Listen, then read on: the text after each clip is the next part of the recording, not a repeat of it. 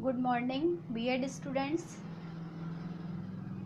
आज मैं आपके सामने पाठ योजना के विषय में कुछ महत्वपूर्ण बिंदु लाऊंगी। पिछले वीडियो में मैंने इकाई योजना के बारे में पढ़ाया था। अब मैं आपको पाठ योजना के बारे में पढ़ाऊंगी। पाठ योजना लेसन प्लान। पाठ योजना का प्रादुर्भाव गेस्टाइल मनोविज्ञान के आधार पर हुआ। गेस्टाइल मनोविज्ञान एक ऐसा मनोविज्ञान है जिसको कि उत्तम अधिगम सिद्धांत माना जाता है। इसमें दो चीज़ें इम्पॉर्टेंट होती हैं, प्रत्यक्षीकरण और सामान्यीकरण। प्रत्यक्षीकरण का अर्थ होता है जहाँ पर प्रत्यक्ष रूप से खड़े होकर अपनी बात को कहा जाता है, और सामान्यीकरण का अर्थ होता है कि जिस प्रत्यक्षीकरण में जो व्यक्ति खड़ा हुआ है वह आगे के महत्वपूर्ण बिंदुओं को लेकर सामान्यीकरण करता है। इसमें पाठ योजना में चूंकि यह अध्यापक केंद्रित होती है, अध्यापक को अपनी पाठ्यवस्तु से संबंधित विभिन्न महत्वपूर्ण बिंदुओं को रखना होता है, इसलिए वह मुख्य आधार धुरी होता है। अध्यापक पाठ योजना में मुख्य आधार धुरी होता है। पाठ योजना अध्यापक शिक्षण क्रियाओं का ढांचा तैयार कर लेता है, वह पाठ योजना का रूप ले लेता है। यहाँ पर शिक्षण क्रियाओं के ढांचे से तात्पर्य है कि जिस पाठ्यवस्तु को हमें अपने विषय से संबंधित पढ़ाना है, उस पाठ्यवस्तु को अध्यापक अपनी समय सीमा में तैयार कर लेता है, उसे हम ढांचा कहते हैं। और इस ढांचे को जब वह क्रियान्वित करता है कक्षा कार्य में, तो वह सामान्यीकरण का रूप ले लेता है, जिसको कि हम कहते हैं पूर्व क्रियात्मक अवस्था, pre active phase. Pre active phase में अध्यापक अपनी शिक्षण क्रियाओं के माध्यम से उस पाठ्यवस्तु को प्रस्तुत करने के लिए विभिन्न विषय वस्तु के साथ उस ढांचे को तैयार कर लेता है, और उस ढांचे को जब कार्यान्वित करता है तो वह सेकंड प्रक्रिया में आ जाता है। अध्यापक जब ढांचे में शिक्षण क्रियाओं को नियोजित रूप दे देता है, जब उस ढांचे में एक प्लानिंग आ जाती है, एक नियोजन आ जाता है, तो वह पाठ योजना का रूप ले लेता है। इस पाठ योजना को कक्षा में वह अध्यापक कार्यान्वित करता है।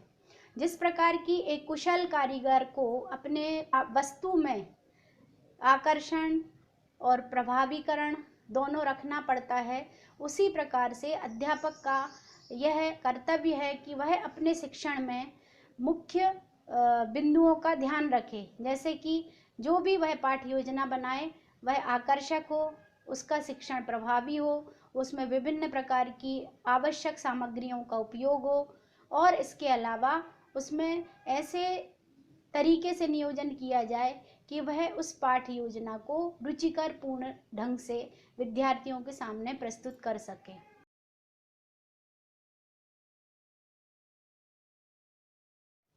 इस प्रकार हम देखते हैं कि पाठ योजना अध्यापक के द्वारा एक ऐसा प्रस्तुतिकरण है जिसमें वह पाठ्यवस्तु को आकर्षक और प्रभावी ढंग से प्रस्तुत कर सकता है। हम देखते हैं कि पाठ योजना में विभिन्न टूल्स का उपयोग किया जाता है। ये टूल्स कौन कौन से होते हैं? पहला होता है अपना शिक्षण विधि, फिर होता है प्रश्नों का क्रमबद्ध होना,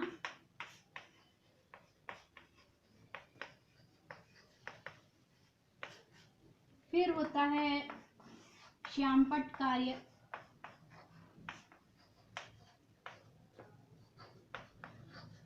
स्पष्ट होना, फिर वह होता है जिन उपकरणों का हम प्रयोग कर रहे हैं, सहायक सामग्रियों का, चार्ट इत्यादि,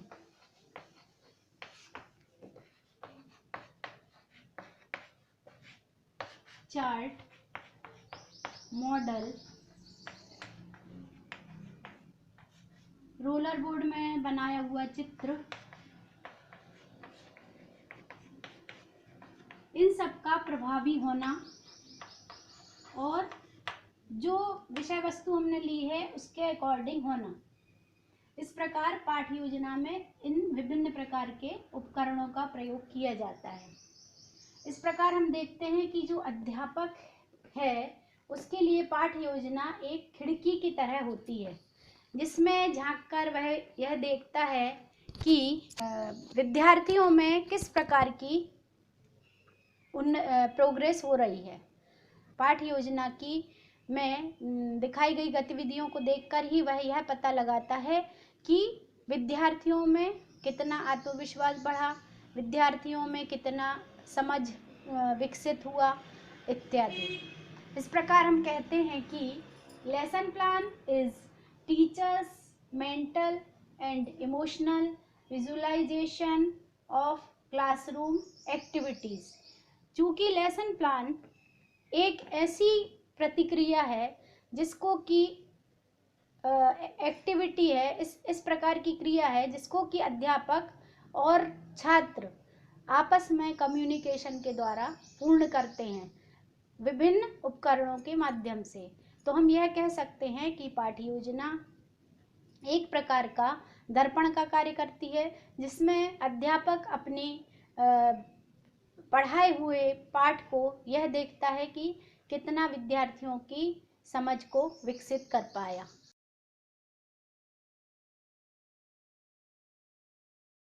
योजना के अभिरचना के आधार, basis of the pattern of the lesson plan, जो कि 3 अप्रोचेस पर आधारित है। पहला है इसमें हर्बर्ट उपागम या Herbert approaches, Morrison unit approach और थर्ड है ब्लूम इवेल्युएशन अप्रोच। फर्स्ट जो हर्बर्ट अप्रोच है उसको हम पंचपदीय प्रणाली भी कहते हैं। पंचपदीय प्रणाली 5 स्टेप्स में 5 चीज़ें बहुत इम्पोर्टेंट हैं। सबसे पहली होती है तैयारी,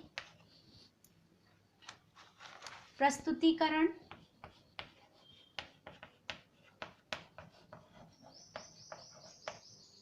तुलना,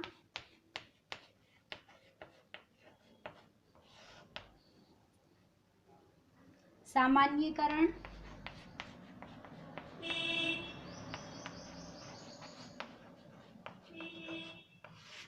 अनुप्रयोग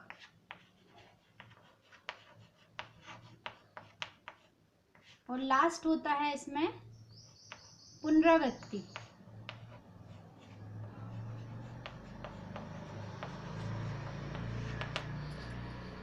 फर्स्ट यदि हम तैयारी की बात करते हैं तो जब भी हम पाठ्य योजना का निर्माण करते हैं, पाठ्य योजना के निर्माण में हम प्रश्नोत्तर का बहुत ध्यान रखते हैं कि प्रश्नोत्तर हमारे सरल और प्रभावी हों, स्पष्ट भाषा में हों और वह सरल वाक्य में हों। इसके अलावा जो पाठ्य योजना में प्रस्तुत करना है उस पाठ्य योजना में किन किन शिक्षण सहायक सामग्रियों का उपयोग होना है, इस तैयारी का भी हम ध्यान रखते हुए अपनी पाठ्य योजना की प्रस्तुति देते हैं।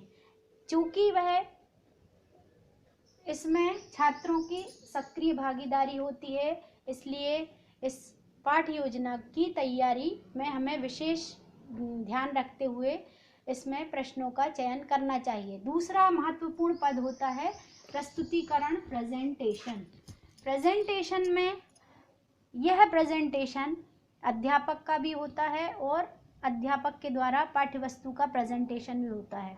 इस प्रेजेंटेशन में प्रत्येक बिंदु पर छात्रों की सक्रिय सहभागिता होती है। प्रत्येक प्रश्न को जब हमें आगे बढ़ाना है तो उसमें हम छात्रों का सहयोग लेते हुए आगे बढ़ते हैं। तो प्रस्तुतिकरण एक महत्वपूर्ण स्टेप होता है जिसकी कि यहाँ पर आवश्यकता होती है। तीसरा पॉइंट होता है तुलना। जब छात्र इस तैयारी और प्रस्तुतिकरण में भागीदारी ले लेता है तो उसके पश्चात वह तुलनात्मक ढंग से अपने अध्यापन का कार्य करता है। नेक्स्ट पॉइंट होता है सामान्यीकरण।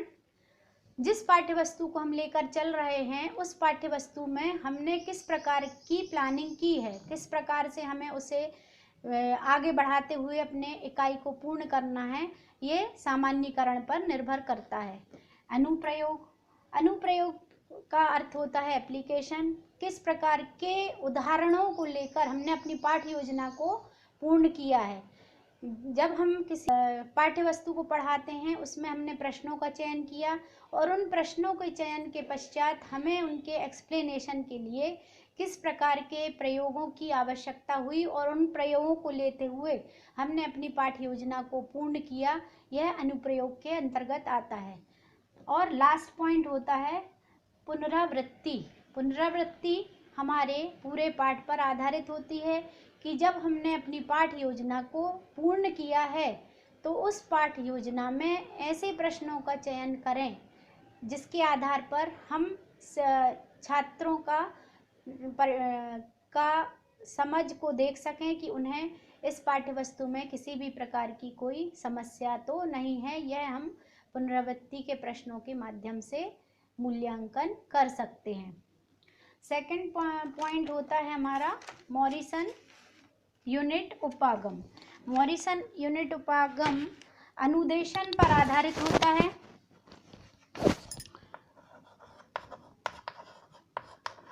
अनुदेशन आधारित होता है। यह एक ऐसा उपागम है जिस उपागम को विद्यालयों से लेकर विश्वविद्यालय स्तर तक उपयोग में लाया जाता है। इसी आधार पर इकाइयों को मनोवैज्ञानिक एवं तार्किक ढंग से पाठ्यक्रम में प्रस्तुत किया जाता है, इसलिए यह एक प्रमुख उपागम है। इस उपागम में कौन कौन से बिंदु महत्वपूर्ण हैं? पहला बिंदु होता है संवेषण,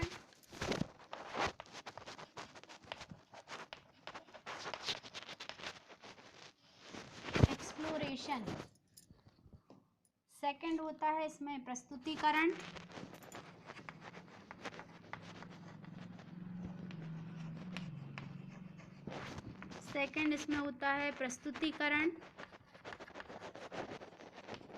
प्रेजेंटेशन। थर्ड पॉइंट होता है विश्लेषण।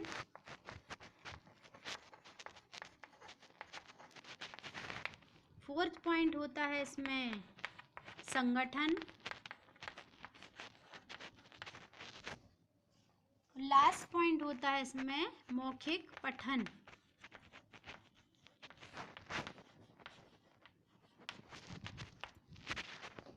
अनुदेशन पर चूंकि मॉरिसन इकाई उपागम आधारित होता है, इसलिए इसमें विद्यालय स्तर से लेकर महाविद्यालय स्तर तक में जिन भी पदों का यहाँ पर लिखा हुआ है उन पदों का उपयोग इसमें किया जाता है।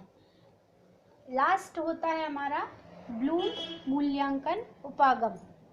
ब्लूम 3 मुख्य बातों पर आधारित होता है: ज्ञानात्मक, क्रियात्मक, भावात्मक और क्रियात्मक।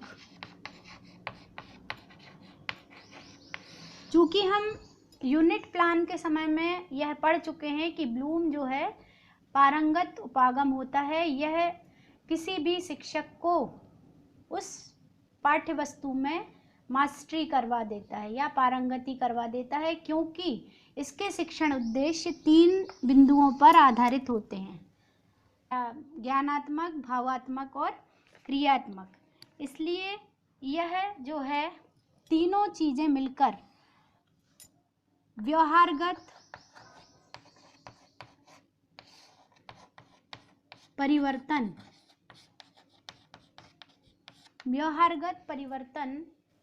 करती हैं। ये व्यवहारगत परिवर्तन क्या होता है? यह विद्यार्थियों में अध्यापन के दौरान जब हम किसी पाठ्यवस्तु को लेकर प्रश्नों का विकास करते हैं, उस समय पर ये व्यवहारगत परिवर्तन विद्यार्थियों में दिखाई देते हैं। इन व्यवहारगत परिवर्तनों में प्रत्यास्मरण हो सकता है। चित्र को देखने के बाद उसके मस्तिष्क में विभिन्न प्रकार के प्रश्न उत्पन्न हो सकते हैं। प्रयोग के दौरान वह प्रयोग को किस प्रकार से करे, यह क्रिया उसके मस्तिष्क में उत्पन्न हो सकती है। इस प्रकार से ब्लूम उपागम को देखा जाता है।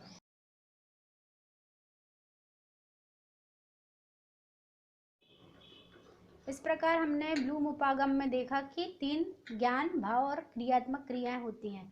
ब्लूम उपागम के सोपान भी हैं। जिस प्रकार के हर्बर्ट ने पंचपदीय उपागम दिए, मॉरिसन ने इकाई उपागम दिया, उसी प्रकार से ब्लूम का मूल्यांकन उपागम होता है, जिसमें कि पहला बिंदु होता है विषय वस्तु का विश्लेषण, जो कि हम पहले भी एक्सप्लेन कर चुके हैं। ब्लूम के द्वारा व्यवहार परिवर्तन होता है। थर्ड इसका पॉइंट होता है प्रविष्ट व्यवहार, मतलब अध्यापन कार्य के दौरान जब विद्यार्थी अध्यापन करता है तो उस समय पर उसके व्यवहारगत परिवर्तन होते दिखाई देते हैं। इसके बाद इसमें शिक्षण सामग्रियों का भी बहुत ध्यान रखा जाता है कि पाठ्यवस्तु के अनुकूल किस प्रकार की शिक्षण सामग्रियों का उपयोग हमें करना है। उसके पश्चात हम ये देखते हैं कि किस प्रकार से अभिप्रेरित बच्चे हुए, अभिप्रेरणा किस प्रकार से उनको ये ज्ञात हुआ है कि इस पाठ्यवस्तु में किस प्रकार की महत्वपूर्ण बातें हैं जिनका कि परीक्षा के दौरान हमें ध्यान रखना है। कुछ विद्यार्थी ध्यान से उस पाठ्य योजना को नहीं पढ़ते हैं जब तक कि उनको ये पता ना हो कि वह इम्पोर्टेंट है या नहीं। तो उस समय हमें यह आवश्यकता है कि अपनी पाठ्य योजना को जब हम पढ़ाएं तो हम ये उनको बताएं कि यह पाठ्य योजना इम्पोर्टेंट है, इसके प्रश्नोत्तर इम्पोर्टेंट हैं, तब वह उस पर ध्यान देते हैं। नेक्स्ट पॉइंट होता है हमारा अनुदेशन क्रियाएं, इंस्ट्रक्शनल एक्टिविटीज़। जब हम अपनी पाठ्य योजना को पूर्ण करते हैं तो जो जो स्टेप्स हमने किए हैं, जिन जिन स्टेप्स को लेकर हम आगे बढ़े हैं, उन्हें समय समय पर इंस्ट्रक्शंस देकर उन क्रियाओं को हम पूर्ण करें।